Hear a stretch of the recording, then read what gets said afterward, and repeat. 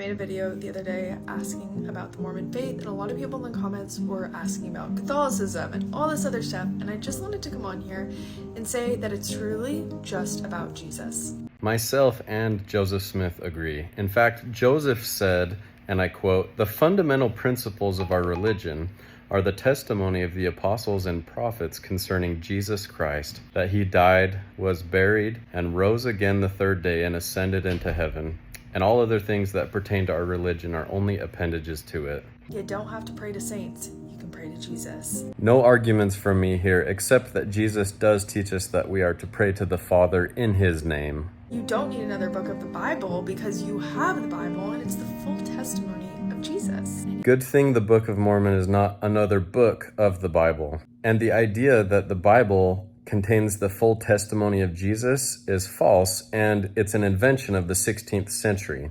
The Bible nowhere says on behalf of itself or the 66 books that it's composed of that God never spoke his word to anyone elsewhere on the world. In fact, in John 10, verse 16, Jesus says, "And other sheep I have which are not of this fold, them also I must bring, and they shall hear my voice, and there shall be one fold and one shepherd," referring to the people in the ancient Americas or the Book of Mormon people.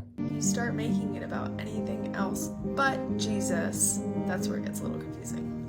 I'm so thankful to have the Bible and the Book of Mormon so that I'm not confused. Alma teaches his son Shiblon in Alma chapter 38, verse 9, "And now, my son, I have told you this, that you may learn wisdom, that you may learn of me that there is no other way or means whereby man can be saved, only in and through Christ. Behold, he is the life and the light of the world. Behold, he is the word of truth and righteousness." So I just wanted to come on here and reiterate, it's all about Jesus. That sounds a lot like the prophet missionary Aaron's favorite thing to teach about from Alma chapter 21, verse 9. "Now Aaron began to open the scriptures unto them concerning the coming of Christ, and also concerning the resurrection of the dead, and that there could be no redemption for mankind, save it were through the death and sufferings of Christ, and the atonement of his blood." And it always will be about Jesus.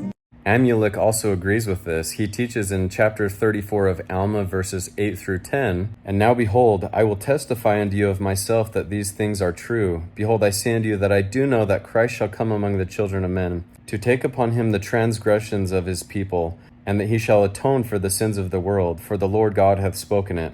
For it is expedient that an atonement should be made, for according to the great plan of the eternal God there must be an atonement made, or else all mankind must unavoidably perish. Yea, all are hardened, yea, all are fallen and are lost, and must perish except it be through the atonement which is expedient should be made. For it is expedient that there should be a great and last sacrifice, yea, not a sacrifice of man, neither of beast, neither of any manner of fowl, for it shall not be a human sacrifice, but it must be an infinite and eternal sacrifice." Now, I've only shared quotes from 3 of the prophets contained in the Book of Mormon, but of the 15 or so prophets whose words are contained in the Book of Mormon, they overwhelmingly agree with Emily that it is all about Jesus.